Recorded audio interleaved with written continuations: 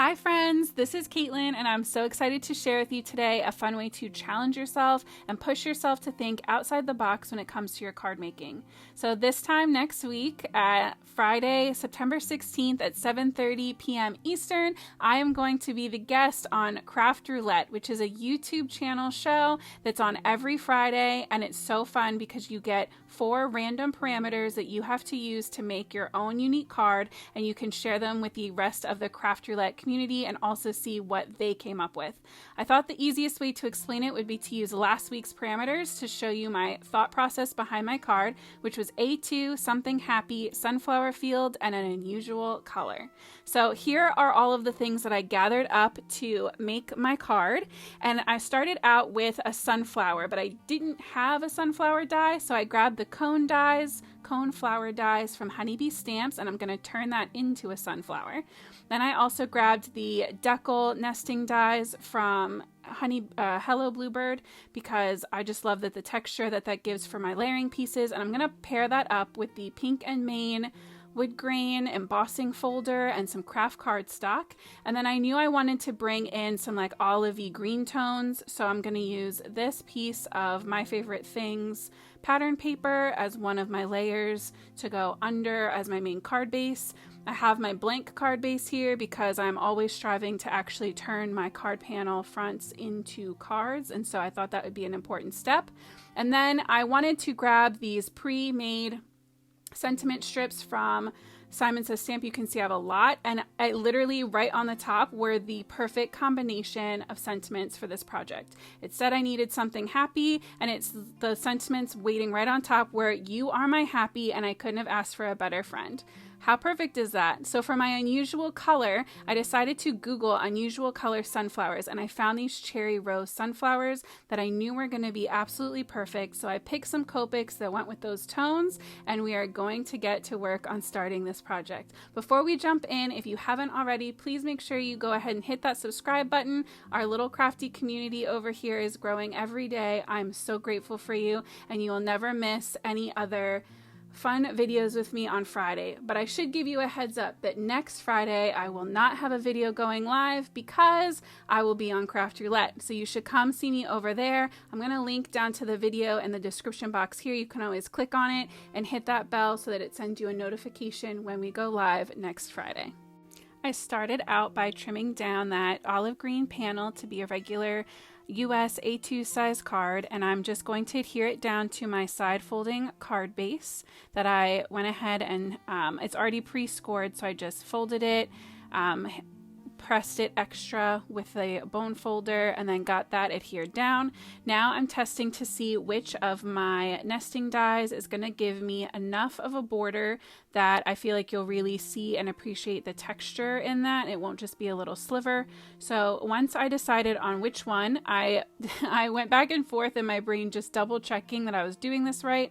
So I die cut out my panel first, and then I'm going to heat emboss it, because if you do it the other way around, when you run your emboss panel back through the machine with the die cut, it's going to flatten it back out. And this one specifically, this embossing folder, gives you so much dimension and such deep, beautiful lines that I didn't want to risk that. So I spritzed my paper with just a tiny bit of water. I kind of spray it into the air and then wave my paper through it like perfume almost. So that way it didn't crack. It still cracked a little, but I don't mind that at all. So I ran that through, and then just to punch up the texture even more, I'm going over this with a Distress Oxide. I'll have all of the colors of everything I'm using today and all of the names listed down in that description box below for you. But I'm just going in with one of the medium browns. I think this is Gathered Twigs, and I am mostly focusing on creating kind of a vignette feel where the outer corners are going to be a little more shaded, and then you can see I'm going in with a little bit of extra ink and just running that over towards the center, still keeping very light pressure. I'm just trying to pop that extra texture and dimension that was created by the folder. So I'm just holding that up to make sure that it's popping enough off of that darker green, and I was happy with it. So now I'm getting ready to die cut my paper so that I can get to work on my sunflower. So these are so beautiful. These are the cone flower dies from Honeybee Stamps. Coneflower dies from Honeybee Stamps, and I'm cutting them out of Copic Express It paper, which is my favorite Copic coloring paper. It's super smooth, it doesn't bleed out, it can hold a ton of ink. So I cut all of those out and I am going to start coloring them up.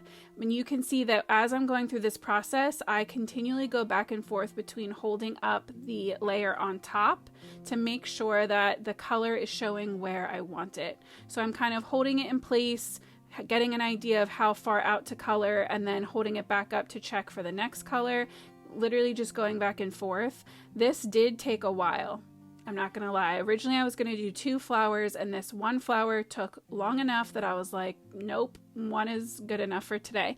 So I was 100% worth it. I have no regrets. I love how it turned out, but it was not quick and easy.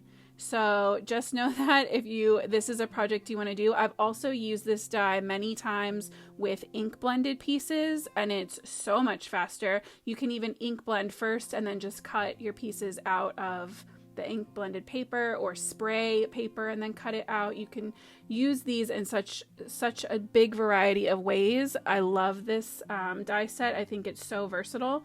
But just know that if this is what you want to do, your end result will be gorgeous, but it does take a little bit of time. It is an investment. So I also edged each layer on that top area where the cone is going to be, so that when everything was stacked up, there wouldn't be white cardstock peeking through all of the layers. So I sped this up as much as I could with still keeping in each part and layer. But basically what I'm doing is going in with yellow right at the base of the flower petals, then going in with my darker RV marker, or R marker, the R89, laying in some color, flicking down towards the edges. Then I'm going in with the 39 and 37. Then I'm taking my lighter kind of creamy colors and I'm going up from the tip of the flower petal towards the red, and then using that E42 marker and R11 marker to kind of bridge the gap and blend them. But the cool thing about this flower in general is, from the seed packet that I grabbed, it really isn't an ombre. It's not a smooth transition from the red to the kind of creamy pinky color. It is pretty sharp, and so that takes a lot of the pressure off, that you don't need to get a super smooth blend. These do have texture to them, and they do have a more of a defined switch of color. So keep that in mind, whether you choose to do these exact ones or your own color scheme for something like this. But I just love the idea of taking the sunflower field colors and an unusual colored sunflower to hit 2 parameters at once and kind of create something that I knew nobody else would be making. Now, I have been on Craft Roulette, but one time before, and I'll link the video down in the description box below for you if you want to go back and see how that went. It was back in the spring, and I absolutely loved it. I think it's so much fun to kind of in the moment improv with what you have in your craft room and just kind of make it work. I've done other competitions like that before with makeup and things like that, where you're kind of given your theme and ideas on the spot and you just kind of do the best you can with what you've got.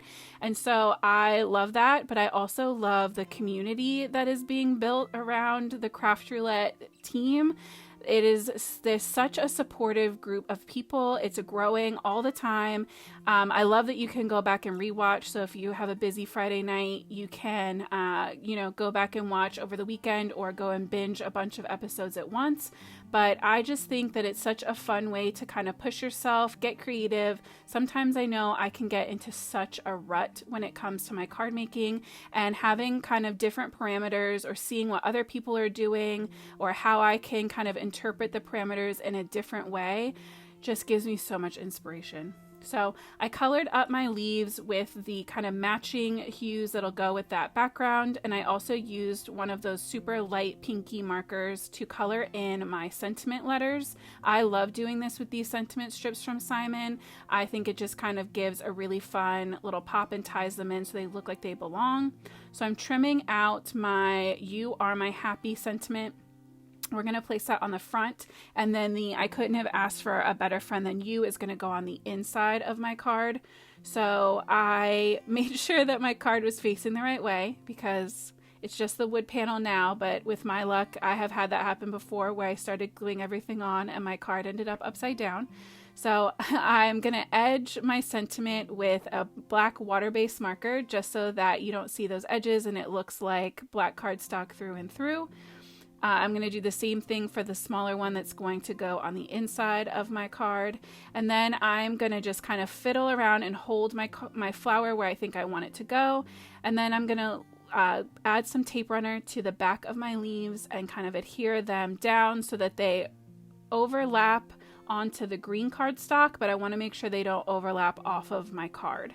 So I like to do this kind of tucking everything underneath and versus kind of placing my flower down first and then having to cut and kind of push things under. I just find it's a lot easier for me if I kind of just lay it in place and work around it.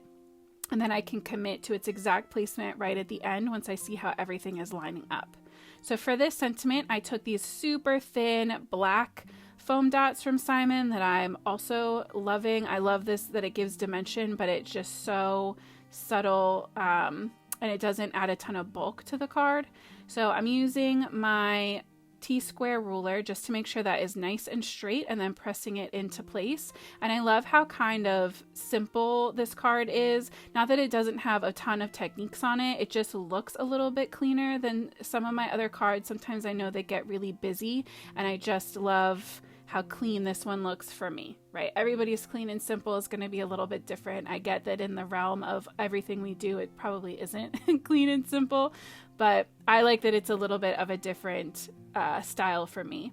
And then I still wanted to add a tiny bit of bling, so I'm taking these little gold pearls from Twiddler's Nook and I'm just adding a few of them around at the top. I'm doing 3 at the top and 3 at the bottom, kind of playing with that rule of threes and triangle shapes being super appealing. So I love how this card turned out. I was so inspired by these parameters and I hope that you are feeling super inspired and that you will come back to hang out with me next Friday.